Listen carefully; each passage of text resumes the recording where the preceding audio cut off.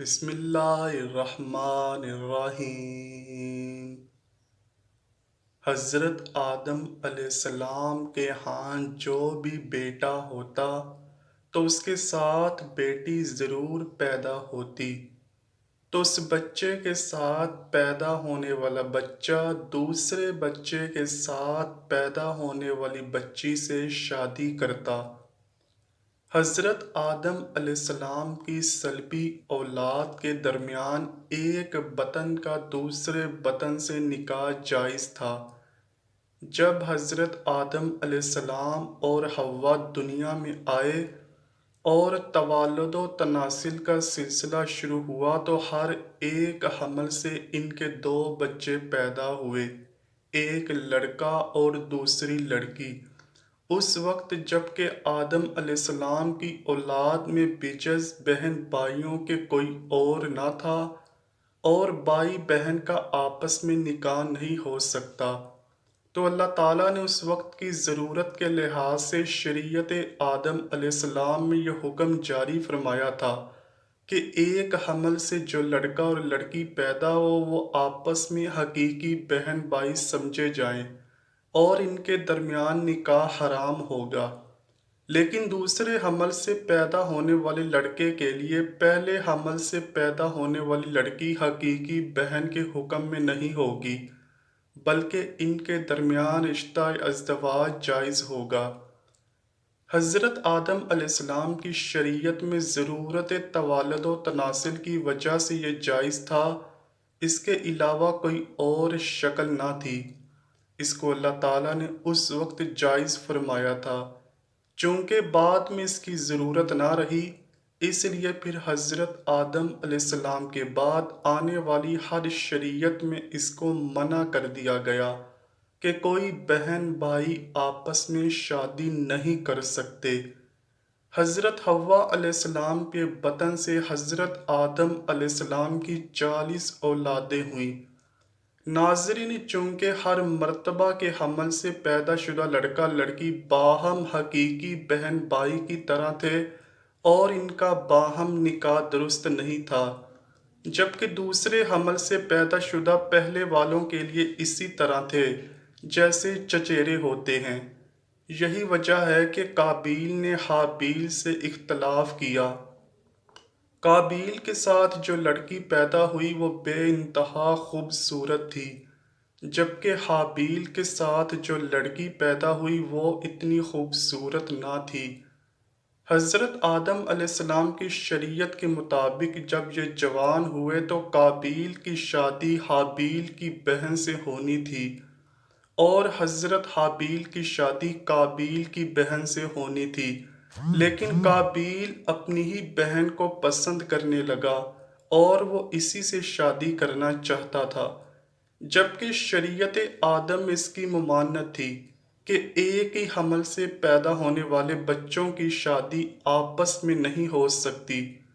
لہٰذا جب یہ صورتحال زیادہ بگڑ گئی تو حضرت آدم علیہ السلام نے ان دونوں کو اللہ پاک کی راہ میں قربانی پیش کرنے کو کہا اور بتایا کہ جس کی قربانی کو آسمان سے آگ آ کر کھا جائے تو سمجھنا اس کی قربانی قبول ہو گئی۔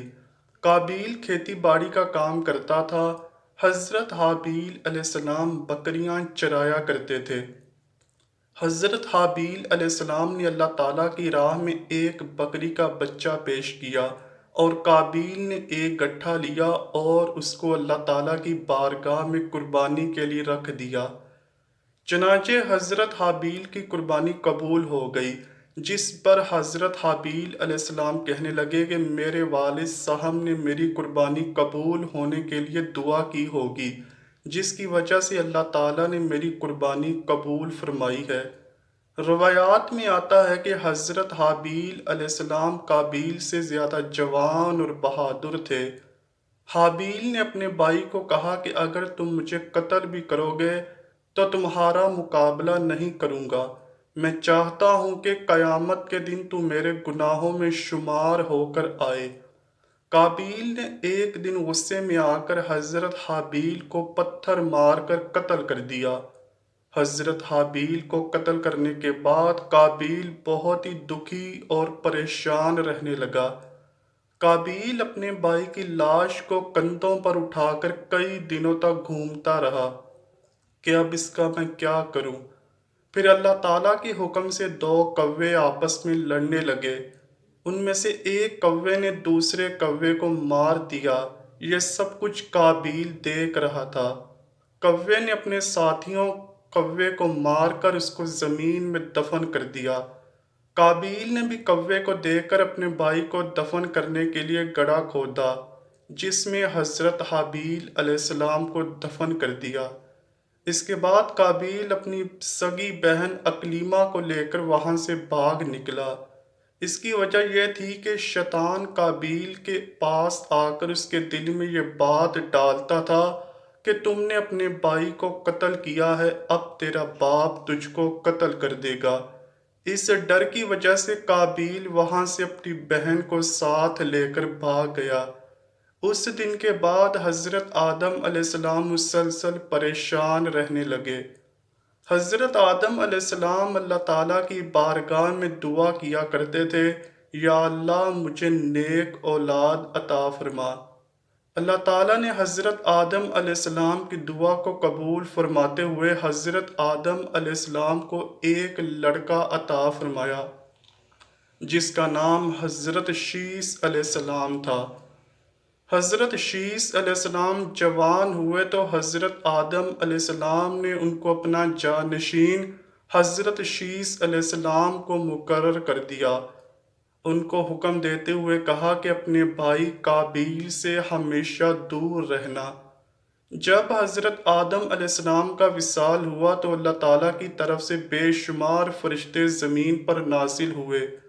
انہوں نے حضرت شیث علیہ السلام کو اپنے باپ کو دفن کرنے کا طریقہ بتایا۔ اس کے بعد بی بی حوا کا بھی وصال ہو گیا۔ اس کے بعد زنا کی شروعات ہوئی۔ اس کے بعد ایک وادی میں قابیل اور اس کی اولاد رہنے لگے۔ شیطان ایک آدمی کی شکل میں ان کے پاس آیا۔ شیطان نے ان لوگوں کو عیش و عشرت میں لگا دیا۔ شیطان نے ان کو ایسے کپڑے اور گانے بجانے کا طریقے سکھا دیے کہ وہ کبھی بھی ان کو بھول نہ سکے۔ انہوں نے ایک دن میلے کے لیے مقرر کیا جس پر وہ برہنہ عورتیں اور مرد اکٹھے شرکت کرتے تھے۔ ان میلے پر طرح طرح کے گانے اور موسیقی کی آوازیں آتی تھیں۔ اس طرح جو شخص مومن تھے ان کو بھی یہ آوازیں سنائی دیتی تھیں۔ ایک دن ایک مومن کے دل میں خیال آیا کہ میں یہ سب کچھ قریب سے دیکھنا چاہتا ہوں۔ ایک دن وہ مومن اپنے ساتھیوں سے چوری وہاں سے نکلا اور قابیل کے لوگوں کے پاس آ گیا۔ اس نے دیکھا کہ قابیل کی اولاد بے حیائی اور فضول کاموں میں لگی ہوئی تھی۔ اس شخص نے وہاں جا کر دیکھا کہ وہ عورتیں بہت ہی خوبصورت اور حسین تھیں۔ اس حوالے سے روایات میں آتا ہے کہ حضرت شیث علیہ السلام اور اس کے ساتھی بہت ہی حسین و جمیل اور جوان تھے۔ ان کی نسبت ان کی عورتیں زیادہ پیاری نہ تھیں۔ قابیل کی اولاد میں لڑکیاں تو بہت پیاری تھیں لیکن ان کی نسبت مرد زیادہ حسین نہیں تھے۔